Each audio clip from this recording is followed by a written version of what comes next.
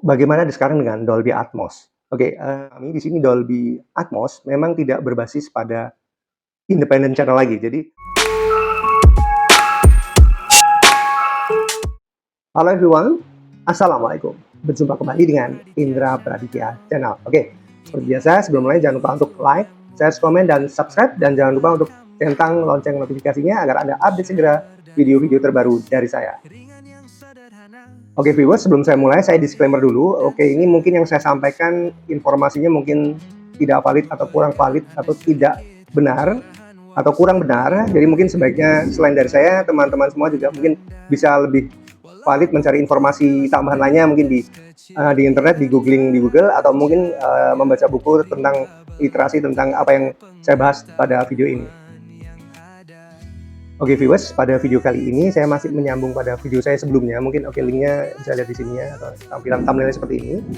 Oke, pada video saya sebelumnya saya menceritakan tentang stereo surround, yaitu ketika era tahun 80-an sistem surround kita, terutama yang memang dari Amerika, yaitu dilahirkan dari Dolby Incorporation, yaitu disebut dengan Dolby Surround Pro Logic, yaitu berbasis pada channel stereo dua kanal yang diekspand untuk menjadi speaker surround, muncul di speaker surround belakang kita, dan satu channel untuk subwoofer. Oke, perlu diingatkan lagi, memang untuk Dolby Surround Pro Logic itu memang hanya bersumber pada dua channel ya. Jadi itu hanya permainan fasa, yaitu dari untuk speaker center, dan mungkin permainan frekuensi untuk channel di belakang di surround kita. Dan kemudian untuk channel subwoofernya sendiri juga masih mengambil frekuensi dari dua channel stereo yang di depan. Oke, seperti itu. Jadi memang masih terbatas nuansa surroundnya. Jadi di surround di belakang pun masih bersifat mono ya, bukan stereo. Jadi ketika ada tampilan speaker, di kiri kanan ada muncul efek surround. Nah,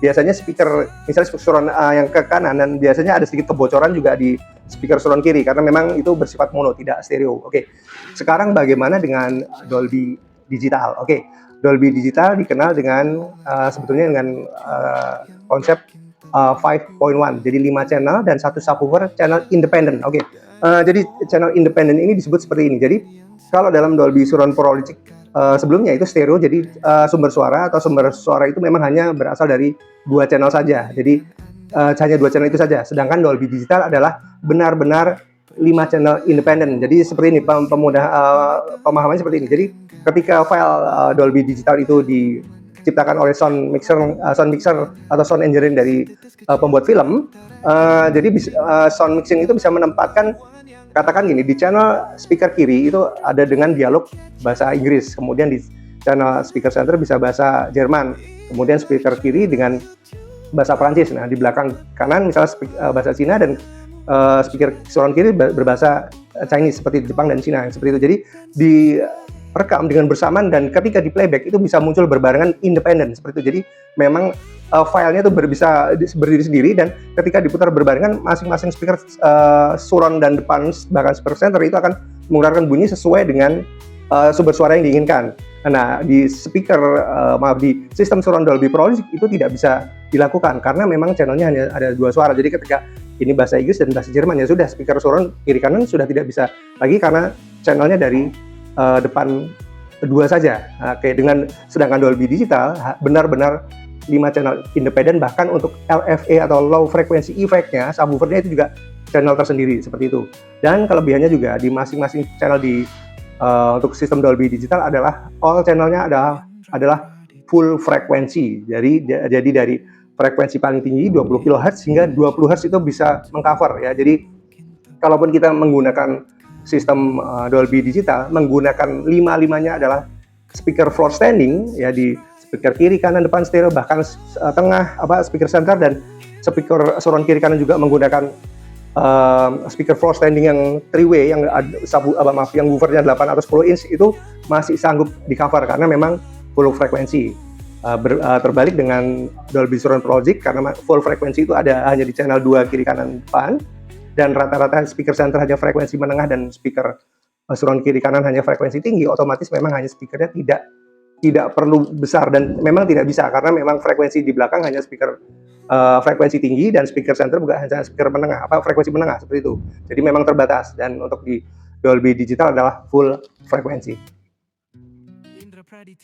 Dengan adanya 5 channel independen ini tentu membuat sound engineering pembuat film tentu akan lebih mudah menempatkan special effect yang diinginkan, sebenarnya seperti suara gemuruh hujan, bunyi petir dan sebagainya bisa ditempatkan sesuai keinginan dengan channel masing-masing seperti itu. Bahkan mungkin gemuruh dan kiri kanan itu bisa dibuat stereo antara kiri kanan efek surround seperti itu karena masing-masing independen seperti itu. Ini tidak bisa dilakukan di format stereo karena itu tadi karena hanya 2 channel dan hanya permainan fasa dan frekuensi, dan ini tidak leluasa untuk pembuat sound engineering untuk membuat sound effect yang lebih dramatis seperti itu. Bahkan untuk channel subwoofernya sendiri di Dolby Digital memang khusus untuk channel yang benar-benar untuk frekuensi rendah sekali. Jadi ketika dihubungkan dengan subwoofer aktif, benar-benar itu ada yang keluar adalah benar-benar low frekuensi. Oke, ini berbanding dengan Dolby Surround Pro Logic yang masih menggunakan frekuensi depan, kiri kanan, subwoofernya diambil dari full frekuensi dari speaker depan.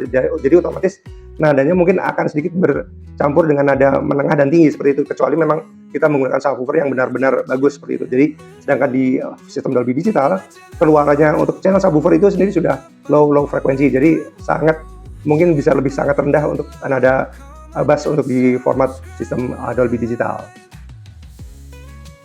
Dan era surround tahun 80-an ini mungkin sebetulnya sangat menarik bagi saya karena beberapa produsen bahkan berlomba-lomba menciptakan sistem decodernya sendiri. Oke, salah satu contohnya adalah Bose ya. Bose menciptakan sistem decodernya sendiri. Bose jadi terkenal dulu juga memproduksi sistem amplifier home theater ya.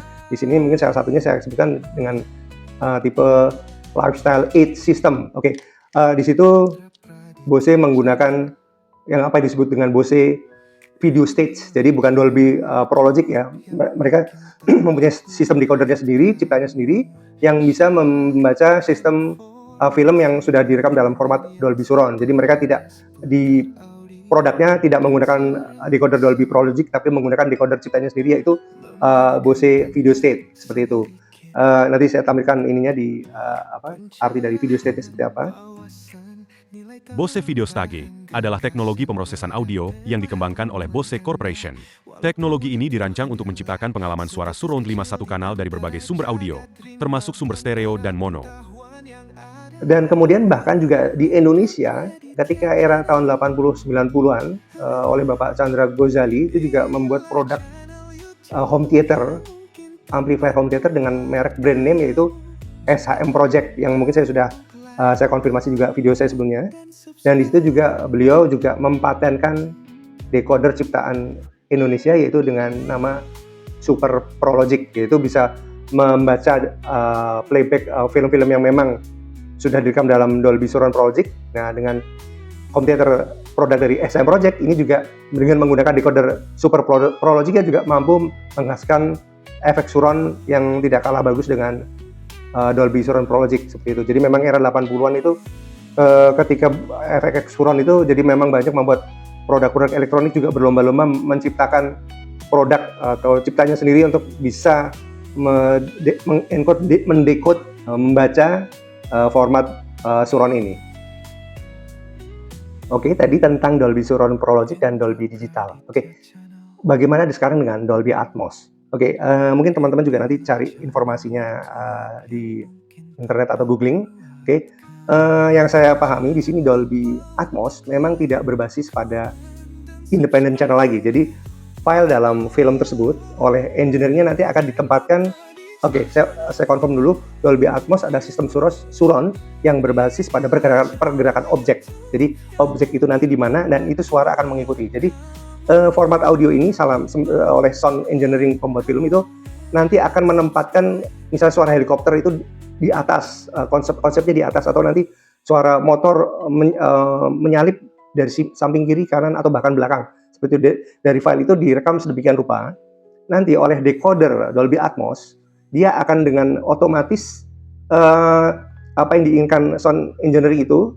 Nanti ketika film itu helikopternya muncul terbang di atas, maka si katakan AI-nya deteksi audio filenya itu akan mendeteksi bahwa ini suara dari atas seperti itu. Jadi mengikuti pergerakan objek sesuai apa yang ada di film tersebut, kurang lebih seperti itu. Jadi memang tidak konsepnya tidak multi channel seperti multi channel, tapi bukan independen seperti Dolby Digital. Jadi sudah lebih pintar lagi di sini, dalam arti jadi dia karena sesuai dengan pergerakan objek yang ada di film seperti itu. Jadi di atas, di samping, nah seperti itu. Jadi nanti akan file decoder Dolby Atmos yang akan otomatis membaca file tersebut dan akan dikeluarkan sesuai dengan filmnya dan menyalurkannya ke speaker channel yang tersedia. Misal jadi maksudnya tersedia dalam arti gini, sistem Dolby Atmos itu bisa jadi 5.1.4 atau 0.2 atau mungkin bisa 7.1.4 atau bahkan mungkin lebih lebar lagi 9.1.6 seperti itu. Jadi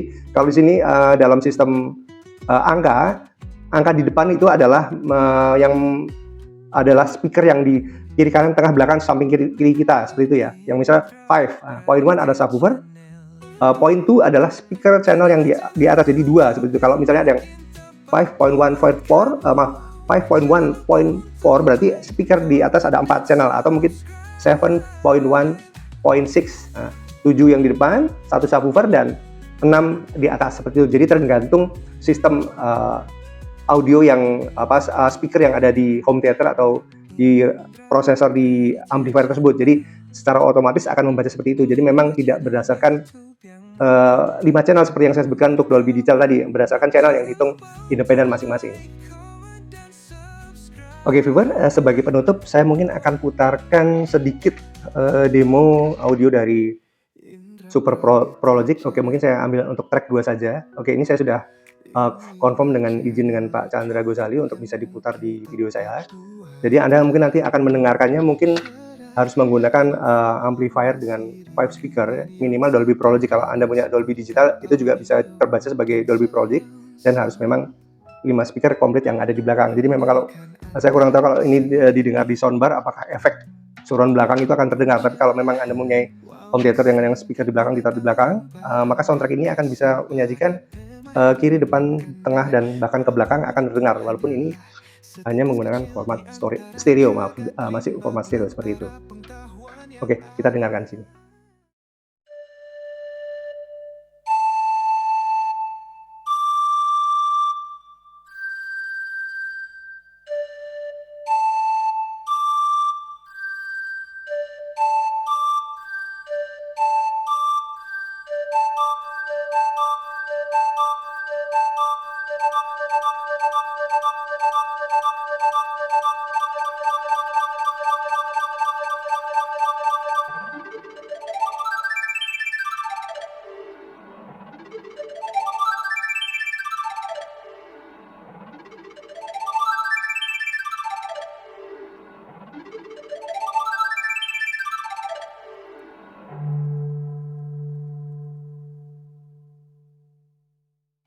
Oke viewers, mungkin sekian dulu video dari saya. Ini mungkin singkat tapi paling tidak mungkin bisa memberikan sedikit informasi atau pencerahan kepada teman-teman semua. Oke, jangan lupa untuk like, share, komen, dan subscribe. Jangan lupa untuk centang lonceng notifikasinya.